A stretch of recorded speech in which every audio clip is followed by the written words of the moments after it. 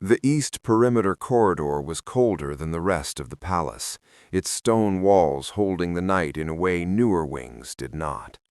The royal guard moved at his usual pace, measured and unhurried, boots quiet against the floor.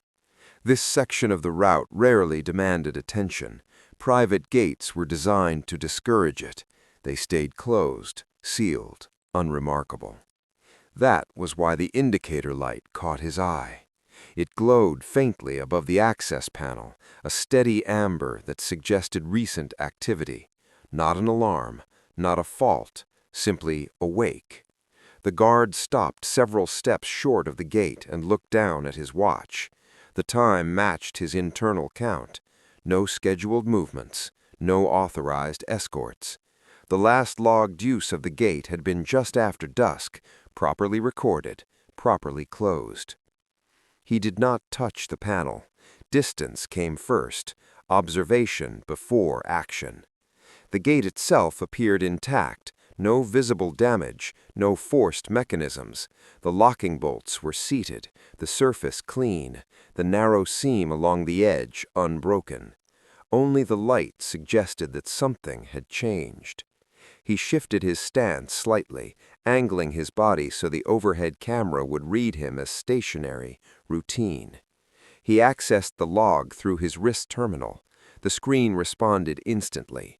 Timestamps, clearance levels, identifiers. The East Gate's last entry sat where it should, hours earlier, followed by the automatic closure confirmation. Nothing after it. No manual override. No maintenance note. Clean records were expected. Too clean was not. He lifted his gaze and studied the gate again, listening now. The corridor carried sound differently at night.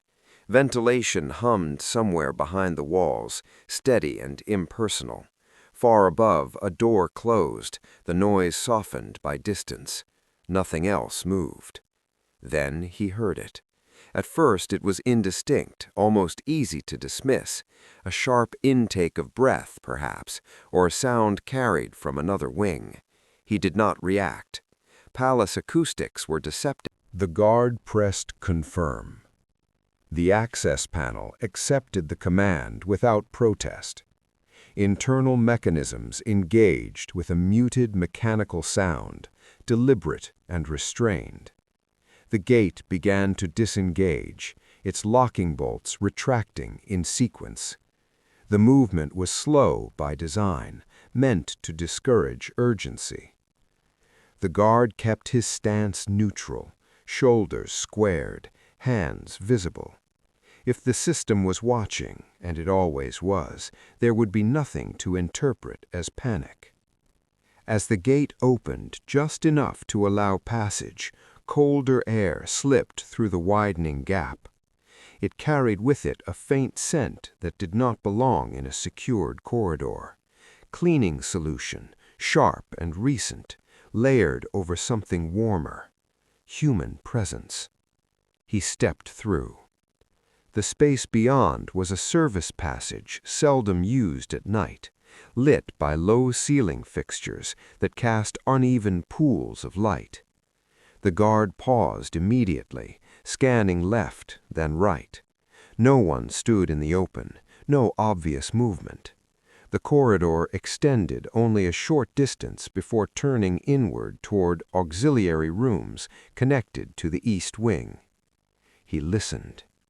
A soft sound came from ahead, not a cry this time, but breathing, quick, controlled, but strained. The guard moved forward, boots placed carefully to minimize sound. His hand hovered near his radio now, thumb resting against the edge. Reporting could still be done, it would still be correct, but each step forward narrowed the space for ambiguity. At the turn, he stopped. A door stood ajar on the right, its edge misaligned with the frame by no more than a few centimeters. It should have been closed. The room beyond was dark, the light inside switched off manually rather than timed. That detail registered immediately. Timers were predictable, Hands were not. The guard did not announce himself. He shifted slightly, positioning his body so the camera at the corridor junction would capture his presence without revealing the interior of the room. Then he nudged the door open with his gloved fingertips. Inside, the room was small, storage by design, shelving along one wall, a low bench against the other.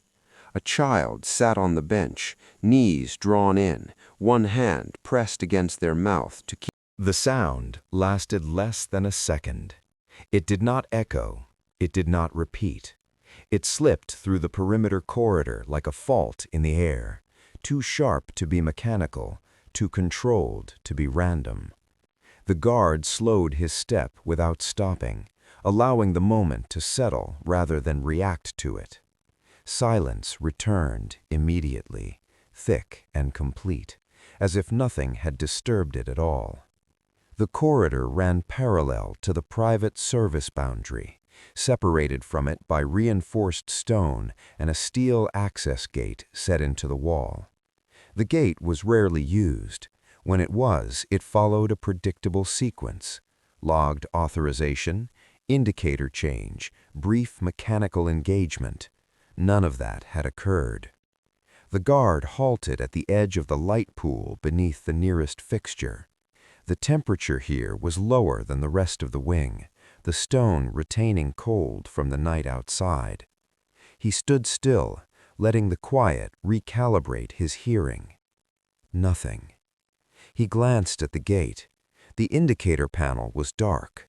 No active access, no fault alert. The hinges were flush, the seam clean. At a distance, it appeared exactly as it should. That was what unsettled him. The sound he had heard, if it had been anything at all, did not fit the space. Ventilation systems produced hums and clicks, not sharp intake breaths. Pipes knocked when pressure shifted, not in single isolated instances, and alarms did not whisper. He checked his watch. The time aligned with nothing scheduled in this section, no maintenance window, no authorized movement. Protocol was clear. Any anomaly near a restricted gate was to be reported before engagement. The system preferred distance, observation, documentation. Intervention came later, if at all. The guard remained where he was.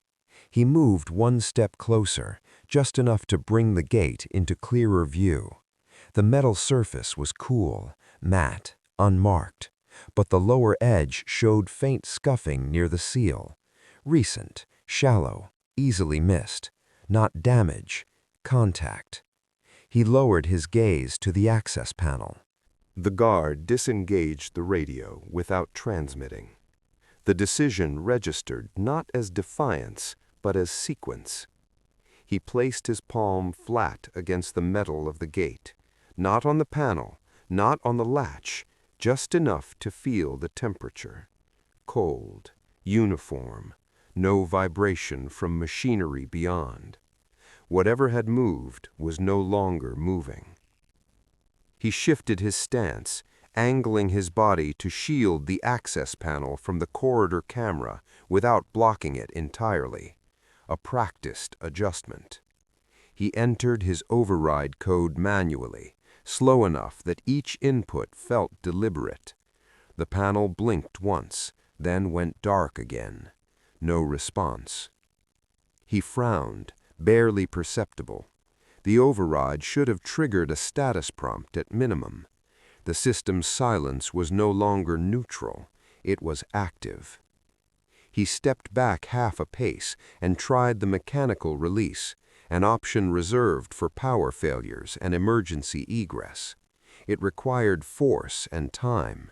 He applied pressure gradually, listening for resistance. The latch gave with a muted click, softer than expected. The gate moved inward no more than a hand's width. Air slipped through the gap, warmer than the corridor, carrying the faint scent of cleaning solvent and something else, fabric, skin, enclosed space. He widened the opening just enough to see beyond it. The service passage inside was dim, lit only by a low utility strip along the floor. It should have been empty. Instead, a small figure was crouched against the wall several meters in, knees drawn up, back pressed into shadow. The guard did not step through. He lowered himself slightly, keeping his movements measured. "It's all right," he said, voice calm, pitched low. "I'm here." The figure flinched, a quick, instinctive reaction, a child's reaction. He waited. Time stretched thin in the narrow space. The child did not look up. One hand was clenched around a pale blue knit, worn soft at the edges. The other was braced against the wall, as if ready to push away. The guard took one step inside and stopped. He remained between the child and the open gate, creating distance. The guard did not rush the override. He stood with his back to the corridor camera, shoulders squared, posture unchanged. To anyone observing remotely, he was simply verifying a fault. That was still within procedure. What lay beyond that margin was timing. The access panel accepted his credentials without protest. A soft tone confirmed authorization, followed by a delay longer than standard. He noted it without expression. Systems hesitated when they were being watched as closely as they were watching. He placed his gloved hand on the manual release and applied steady pressure. The mechanism resisted, then yielded with a controlled release of tension. The gate moved inward a few centimeters, enough to break the seal. Warm air slipped through. The contrast was immediate. The service corridor behind him was cold, regulated, stripped of variation. Beyond the gate, the air carried residual heat and the faint, stale note of a space occupied longer than intended. He widened the opening incrementally, listening for movement, for sound that would contradict what he already sensed. Nothing moved. The passage inside was narrow and unfinished, utility walls, exposed conduits, a floor worn smooth by carts and maintenance boots. It was not a space meant for anyone to linger, certainly not a child. He stepped through and paused just inside the threshold. The camera outside would still catch the outline of his form. That mattered.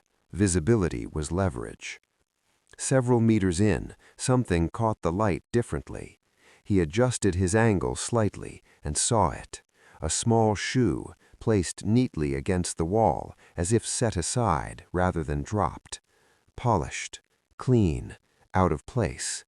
He did not pick it up. He scanned further down the passage. The far door was closed, its status panel dark. No active locks registered, no alerts. An absence too complete to be accidental. The guard lowered himself slightly, bringing his line of sight closer to the floor. Near the shoe, faint marks interrupted the uniform dust, small disturbances consistent with short. The footsteps resolved into two distinct patterns before the voices came. Shoes with authority, measured, unhurried, and a second pace slightly behind, adjusting to match. The guard recognized the cadence before he saw the figures reflected faintly in the metal surface of the gate frame. "Step away from the access point," a voice said. Calm, male, used to compliance. The guard did not turn immediately. He kept his body angled toward the child, one shoulder subtly shielding the line of sight. His hands remained visible, relaxed at his sides. "There's a child here," he said. The words were neither accusation nor plea. They were fact. A pause followed, the kind that occurred when information disrupted an expected script. "That area is restricted," the voice replied. "You've exceeded your authorization." "I overrode a gate showing recent use with no log entry," the guard said. I followed protocol until protocol ended.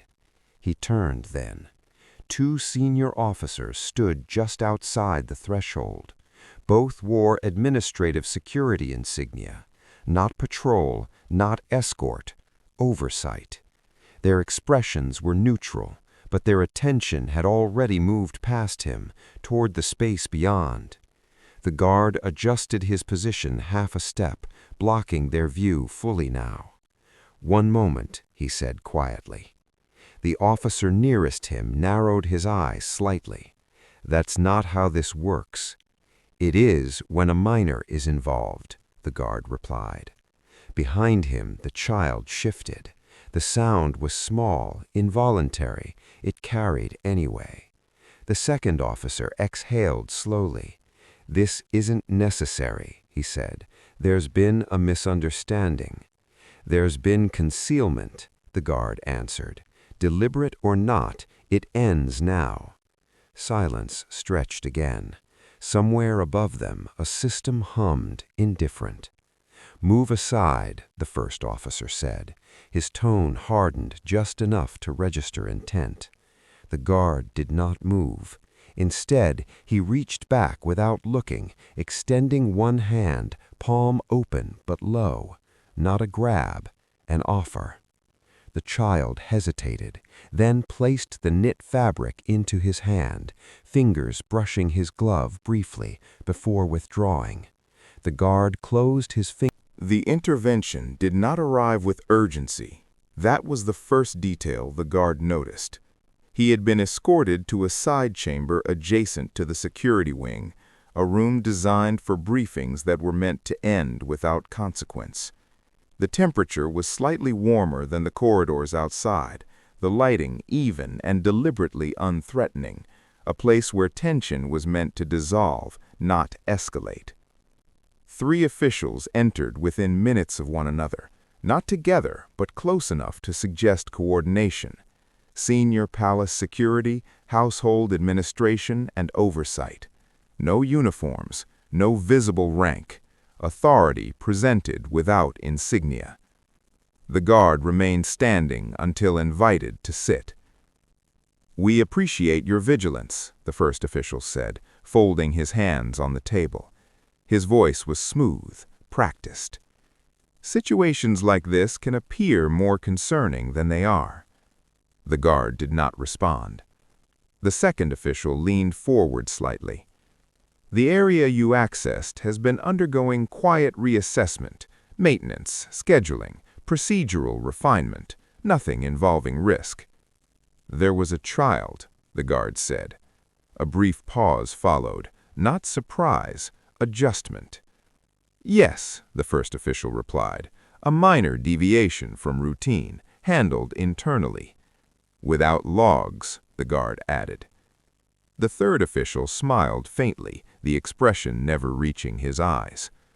"Logs are tools, not absolutes. They follow outcomes." The guard noted the phrasing. Outcomes first, records second.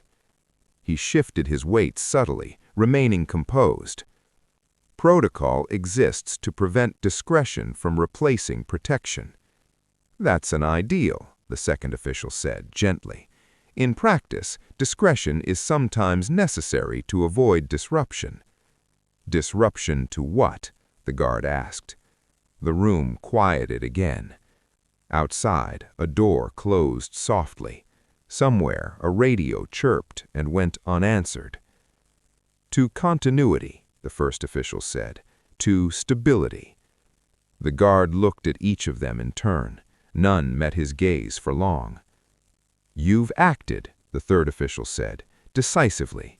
That has been noted, but further involvement from you would complicate matters." "Matters involving a child," the guard replied. The second official nodded. The guard returned to duty without deviation. That, too, was expected. From the outside, nothing about the palace had changed. Corridors maintained their rhythm. Schedules continued to rotate. Staff moved with the same quiet efficiency that defined the institution. The containment was seamless, almost elegant. but the guard's awareness had shifted. He resumed a perimeter-adjacent interior route, one that placed him close enough to observe without being central. It was not a punishment assignment. It was framed as routine redistribution, balance of coverage, resource alignment, language designed to mean nothing. As he passed a secondary junction, he noticed a familiar security marker had been removed. Temporary signage, usually placed after incidents or adjustments. Its absence suggested closure, resolution declared without documentation. He slowed just enough to check the corridor beyond. Clear, quiet, no movement. A junior officer crossed paths with him and nodded. The exchange was automatic. As the officer passed, his gaze flicked briefly toward the ceiling camera and then away. The movement was small, unconscious, but it registered. The guard continued on. Near the service stairwell, he paused at a terminal under the pretext of checking time synchronization. The system interface responded normally, access levels unchanged, for now. He scrolled through passive alerts, not searching for confirmation, but for absence. A scheduled escort review had been removed from the list, not delayed, removed. He closed the terminal and resumed his route, the implications settling with controlled weight. Reviews were only removed when they had already been addressed, or when they were not meant to occur at all. Later, during a shift transition, he overheard two household aides speaking in low tones near a supply alcove. "Route's been reassigned again," one murmured. "Who authorized it?" the other asked. A pause, then, "Does it matter?" The guard did not intervene. He passed without turning his head. Information gathered without interaction was safer. The reassignment came through as expected. Routine language, minimal explanation. The guard was attached to an escort rotation adjacent to the residential wing, not primary, not central. Close enough to observe, distant enough to remain deniable. He accepted it without comment. The morning unfolded with the controlled calm that defined palace life. Light filtered through tall windows, diffused by age and thickness, turning the corridors pale rather than bright. Sound remained muted, carpeted floors, heavy doors, the absence of haste. Everything designed to prevent echoes, including attention. The child emerged from the residential corridor, accompanied by a senior aide and a junior security officer.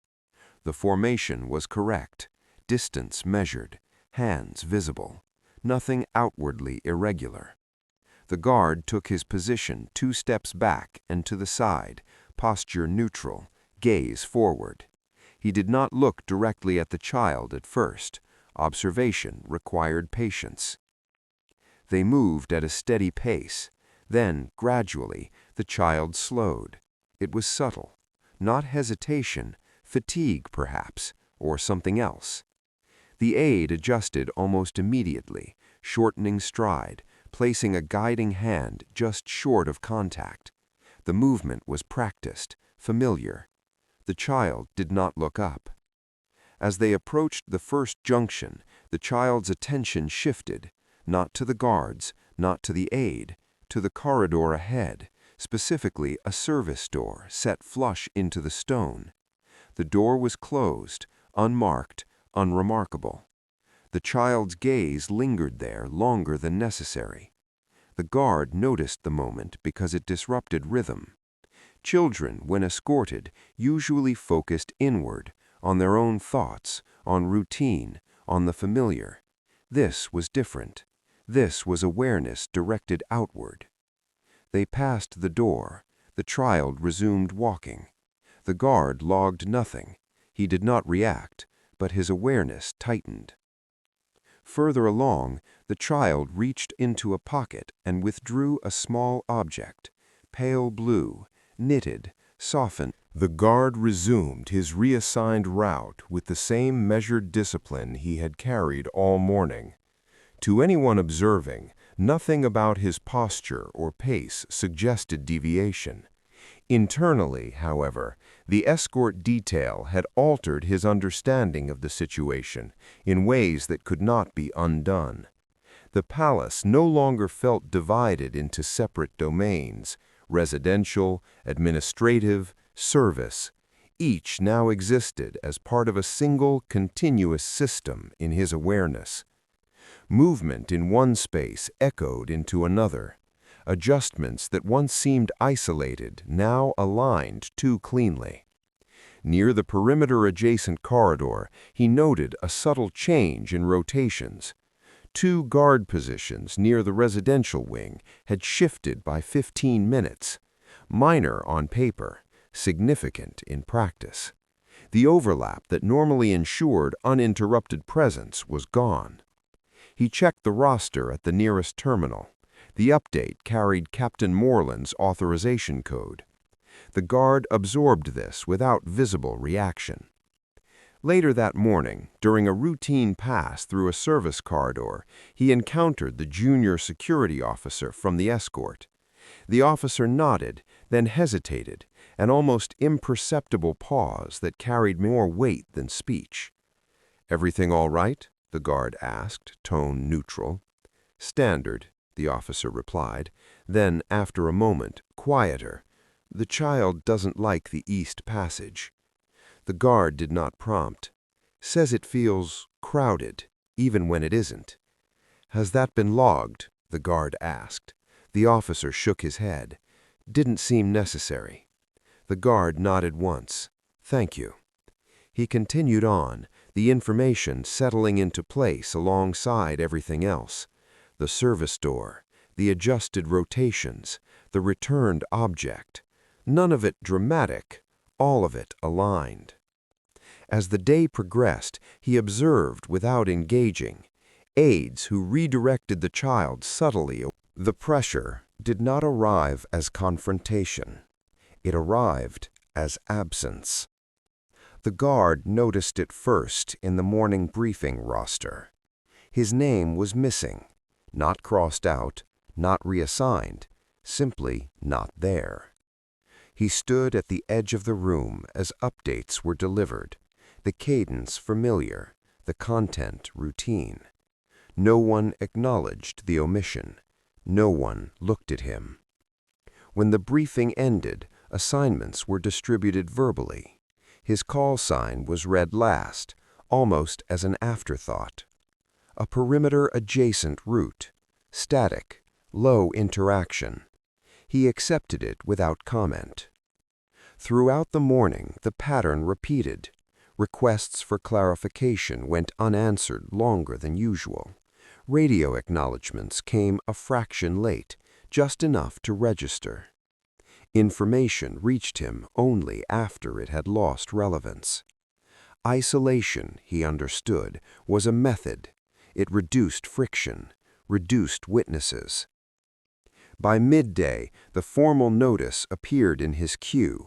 Performance review scheduled, attendance mandatory, no cause listed, no context provided. The timing was precise enough to feel intentional. He acknowledged the notice and returned to his duties. That afternoon, a procedural update circulated quietly through the system. Escort routes for the child had been revised again. Shorter paths, fewer personnel, framed as efficiency. The language was neutral. The implications were not. From his assigned position, the guard watched the revised route intersect briefly with the East Service Wing before diverting inward. The overlap lasted less than a minute. Long enough. He checked the live feed at the nearest terminal. The blind spot remained unchanged. The realization settled without emotion. The system was not correcting the risk, it was adjusting around it. He requested clarification through formal channels, citing the overlap and the reduced escort. The response came quickly, but without urgency. 2 senior officers arrived within seconds, their pace measured, expressions neutral. They positioned themselves carefully, visible to the cameras, angled away from the child. Protocol dictated de-escalation first, visibility second. "Stand down," one of them said, quietly. The guard did not move. His posture remained formal, hands visible, stance non-threatening. He had already adjusted his breathing. Calm was not an act, it was necessary. "There is a routing conflict. This path is unsecured." "That determination isn't yours to make," the officer said, tone even. "It is when the child is involved," the guard answered.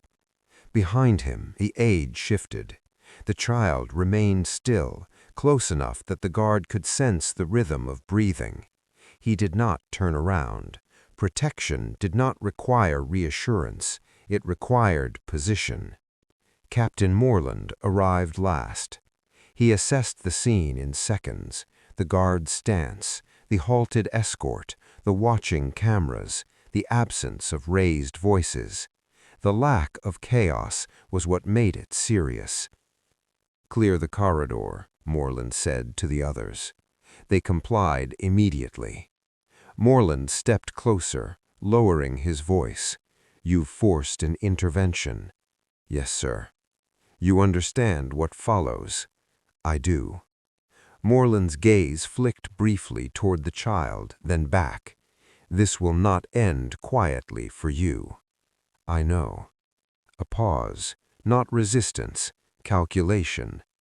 "Remove the child from this route," Moreland said. The aide acted at once, guiding. The evidence did not arrive all at once. It aligned slowly, quietly, as patterns often did when no one was meant to notice them. From his new assignment on the outer perimeter, the guard no longer had access to internal systems, no live feeds, no logs, no schedules. What he had instead was distance and time to observe without interruption. Distance changed perspective. From the perimeter, the palace revealed itself through rhythm rather than detail. Deliveries arrived at predictable intervals. Lights switched on in consistent sequences. Staff movements followed habits refined over years. When something deviated, it did not announce itself. It repeated just enough to register. The east side of the palace drew his attention again. A tall, frosted window overlooked part of the service wing. From outside, it revealed nothing directly, only shifts in light. At certain hours, silhouettes passed close enough to alter the glow briefly. Normally, those changes followed known routines. Recently, they did not. He began marking the times mentally. Late afternoon, early evening, always brief, always outside scheduled activity. He listened during routine perimeter handovers. Guards spoke freely when they believed nothing important was being said. Complaints about last-minute changes, confusion about temporary reassignment. A cleaner pulled from one corridor and placed in another for half an hour. An aide whose break extended without explanation. None of it violated protocol. Together, they bent it. One comment lingered longer than the others. "They keep shifting the same corridor," a colleague muttered, "like they don't want overlap." The guard did not ask which corridor. He already knew. That evening, a service transport entered through a gate usually reserved for peak hours. Credentials cleared, no alerts. The driver's face was familiar, someone he had seen near the child's escort weeks earlier. The vehicle did not appear on the publicly posted schedule. He noted the time. Later, the east side window glowed again, then dimmed. The timing matched the opportunity came without announcement. A routine escort adjustment appeared on the internal rotation display, minor, temporary, framed as efficiency. Shorter route, fewer personnel, cleaner movement. On paper, it reduced exposure. In practice, it narrowed margins. From his adjusted perimeter position, the guard watched the escort assemble. The child emerged with a senior aide, posture subdued, hands clasped. The additional officers previously assigned were absent, reallocated elsewhere, no explanation offered. The guard felt no urgency. Urgency created mistakes. He aligned his movement with the natural flow of staff returning from break. When the escort reached the service wing intersection, he stepped into view. Not abruptly, not confrontationally. The child saw him and paused. The pause was small, barely perceptible. Enough. The aide hesitated, uncertain whether to proceed or redirect. That hesitation fractured the sequence. Procedures depended on momentum.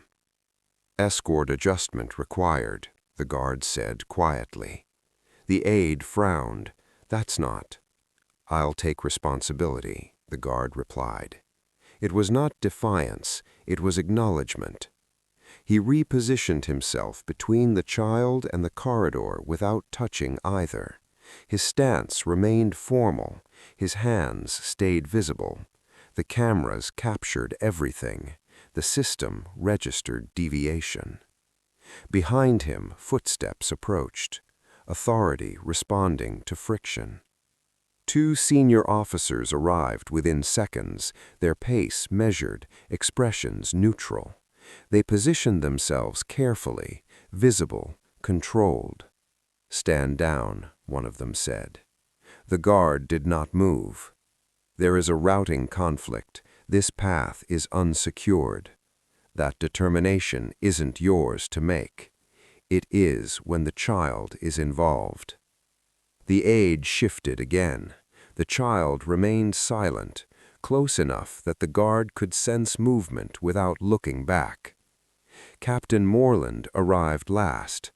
He assessed the scene quickly, the halted escort, the camera. The consequences did not arrive with confrontation. They arrived with silence. The guard noticed it first, in the absence of routine. His name no longer appeared on briefing rosters. Messages that once came automatically now arrived late, if at all. When he keyed his call sign during checks, responses lagged just long enough to register.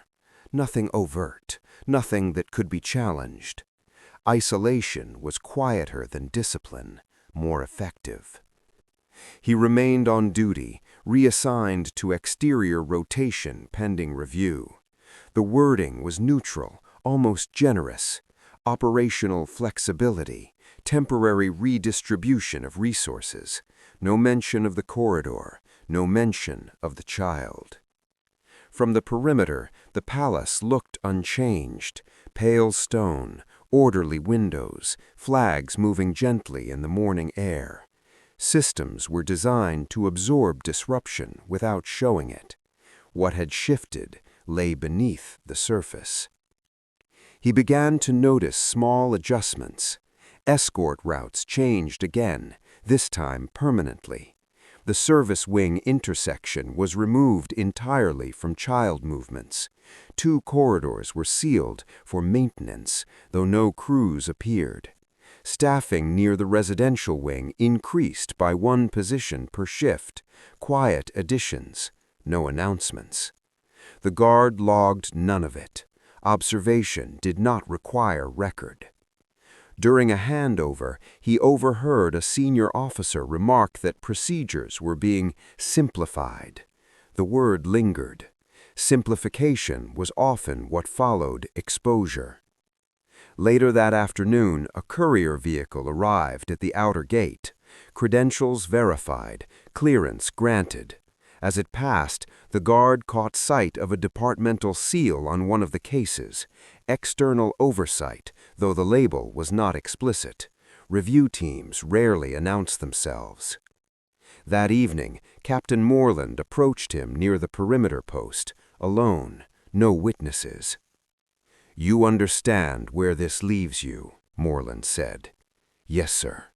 Moreland nodded once. "There will be no formal reprimand." Time moved differently once the immediate tension passed. The guard remained on perimeter duty through the end of the month. No one rushed to resolve his status. That, too, was intentional. Urgency created records. Delay allowed decisions to settle without explanation. From the outside, the palace resumed its familiar rhythms. Flags raised and lowered on schedule. Vehicles entered and exited with practiced precision. The appearance of order returned quickly. Systems were good at that. What changed was subtler. The child's movements became predictable again, not in the rigid way of control, but in the relaxed way of safety. Routes were consistent. Escorts were constant. The additional officer assigned near the residential wing never rotated away. That position became permanent. The service wing remained sealed. No maintenance crews arrived. No reopening date was posted. The corridor simply ceased to exist in daily function. The guard noticed other absences as well. A senior aide he had seen repeatedly during the weeks of irregularity was no longer listed on visible schedules. A transport officer was reassigned to a non-operational role. None of it was announced. None of it required justification. The palace corrected itself the way institutions often did, quietly, sideways, without acknowledging why correction had become necessary. One morning, as the guard completed a routine gate check, a vehicle with unfamiliar markings passed through. Clearance codes were valid, but newly issued. The occupants did not wear palace insignia. They did not look around. They did not need to. That afternoon, Captain Moreland sent for him again. This time, the meeting took place in an open corridor, visible to anyone passing. Nothing about it was secret. "Your review has concluded," Moreland said. "Yes, sir." "You'll remain assigned externally, indefinitely." The guard nodded. Understood. Moreland held his gaze. "You should also understand this. No further action will be